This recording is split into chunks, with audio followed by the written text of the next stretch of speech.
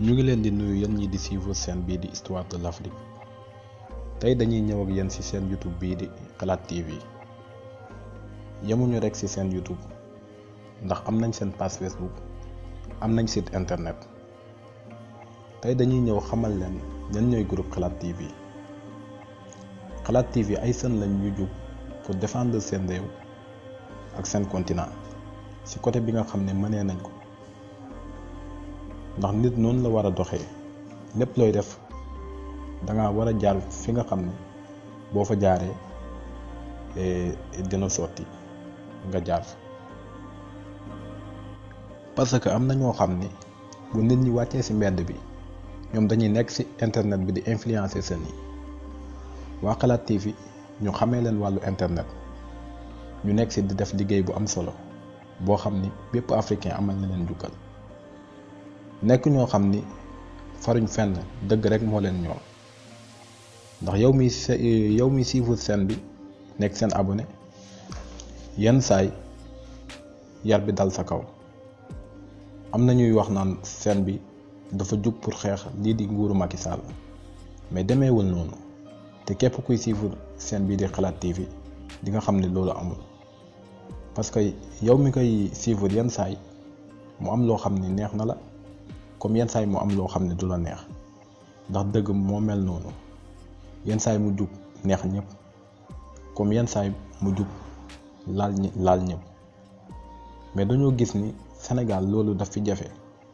même booy wax lu neex nit ñi benn yoon rek boo ko waxee lu laal nit ñi dañ lay commencer di la xeex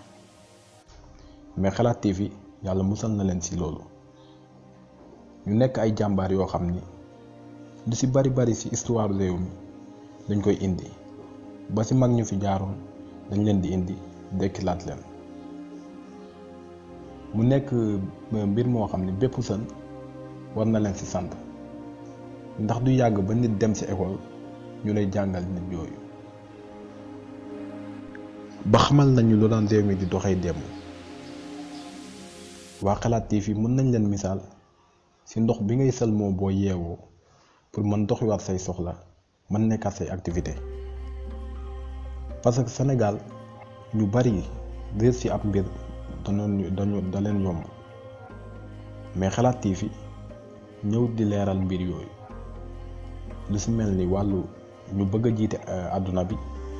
ak yenn programme yu nga xam ne teg nañ ko seen ginnaaw ñu gis ne côté boobu ñu ci am xam-xam lañ te tamit ñoo ngi ci yéene bu baax a baax ñu leen ci sant ñun tamit ñu dikkaat sunu réew nga xam ne dañoo nëbboon démb ndax lu ci bari kenn du ko nangoo fësal Xalaat TV ñëw leeralal ñu ko te ñoom tamit ñu bëgg diine lañ te ñu respecté kilifa diine yi lañ ndax amoon na benn chaîne bu tudd Kocc Barma da daan tilimal deru kilifa yi mais Xalaat TV dal kawam ba seen boobu léegi kenn déggatu ko fenn ñu leeralal ñu tamit yenn entreprise yi comme bu ci mel ni Qnet ak yu mel ni moom ba duñu mën a lekk suñu xaalis loolu tamit ñu leen ci sant bu baax a baax buñ demee ci wàllu culture tamit ñu ci jàppale nit yi lañ mais vidéo bi nekkul dañ koo def pour wax leen seen liggéey yëpp mënuñu ko parce que seen liggéey bari na mais dañ leen ci wax tuuti rek pour ngeen xam ni ay jàmbaar lañ ay nit lañ yoo xam ne seen continent rek moo leen ñoom rawatina seen réew bii di Sénégal ñu nekk nag ci domaine bu jafee nekk ci réew bii di Sénégal parce que seen YouTube yu bari booy xool alal moo leen yëkkati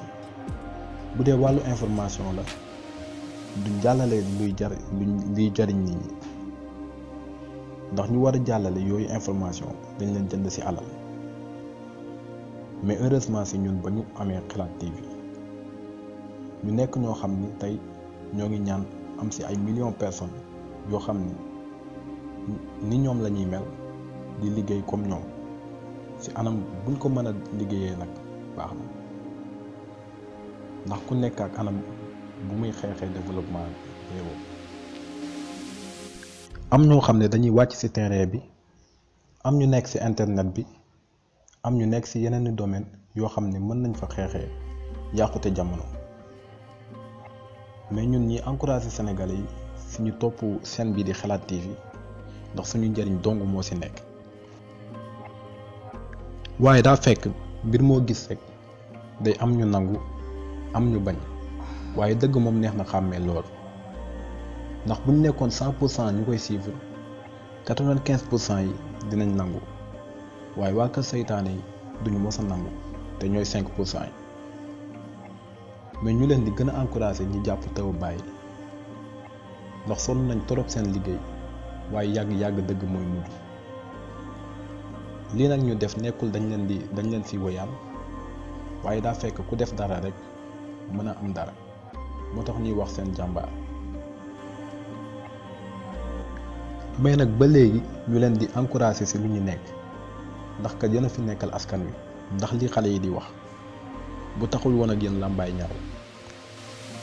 ñu ngi leen di sant ci seetaan bi. di leen ñaan tamit ngeen abonné ci chaîne bi di Histoire de l'Afrique.